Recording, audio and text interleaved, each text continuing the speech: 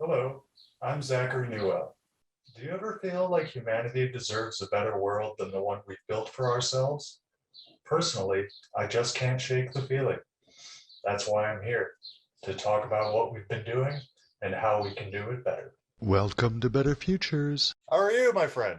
Hey, good, Zach. How are you? Doing good, Nikos. Thank you. So, I have kind of a format, I suppose, for these interviews. I first like to start out by asking just what could humanity, civilization, society be doing better to make life more worth living for everyone? Well, Zach, in my opinion, I think encouragement is a major issue that people forget. And I think with encouragement, society, especially during these times, could really benefit. I think we're lacking that these days. We don't encourage each other enough. That's what I'm getting. Is that right? Yes, that's right. That's what I say. Yes. That's an Um, interesting answer to me. So, what I was asking was, how can we be doing better? And your answer, in some ways, could be read as we need to spend more time or be more diligent about encouraging others to be better. yeah, I think you hit the nail on the head. Yeah, I don't think people get enough of that. I, for one, personally, when I'm down and out and struggling in other ways, I've had people take advantage of that before.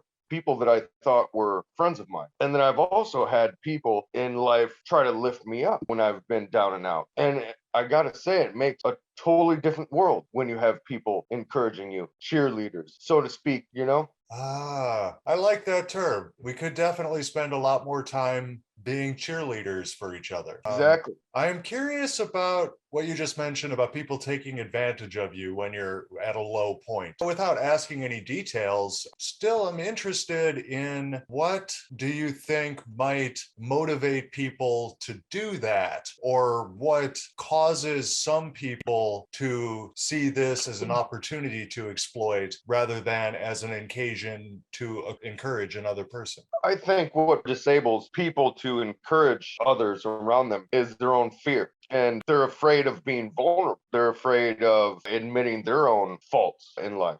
And I think that scares them. They have to be defensive all of the time, and it's a shame. It's a crying shame, and it's a psychological anomaly that if you're hurting yourself, then how can you truly treat other people with love and encouragement? And I think that's where a lot of people run into a brick wall in society. But it's really tough because that's exactly what people don't need, and that's what society doesn't need. Society needs to try to lift each other up. That makes sense to me. And I also really appreciate the insight in terms of people's own lack of simply being able to care for themselves or show themselves a little bit of consideration and not blame themselves too much for having made a mistake at one point. I think that we, or at least I, have some experience with just being too hard on myself. And it does seem to me that that would make me less inclined to treat others with the empathy that would ultimately benefit both of us. Right, you are, Zach. I agree with you there. You hit it.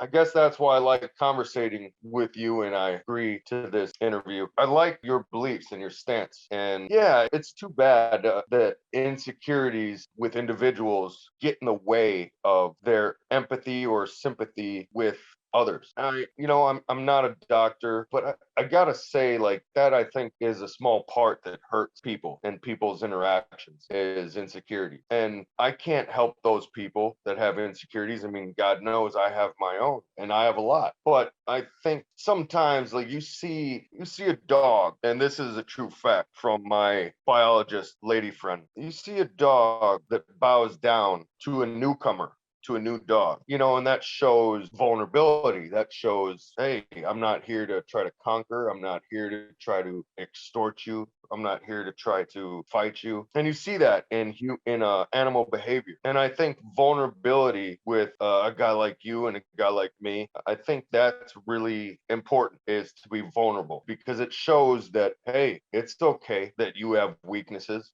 I have weaknesses too. And now we can move forward to compassion. And yeah, I guess that's my take on it. I like that take. I mean, you are certainly not alone in having weaknesses. I admit to having my own, of course. I should anyway, because otherwise I would just be blind or claiming to be blind.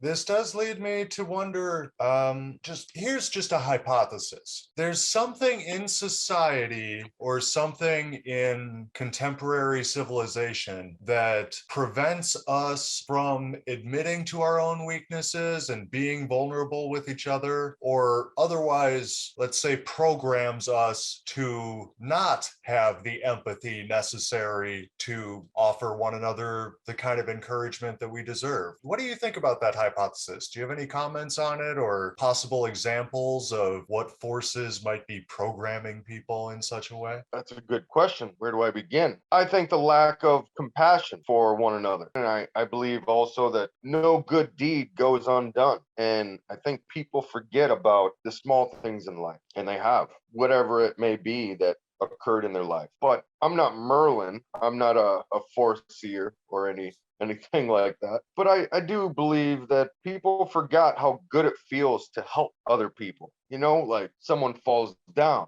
then you're walking down the street, you help them up. That could change my entire week just by helping somebody up when I see them fall down. And I think people forget that.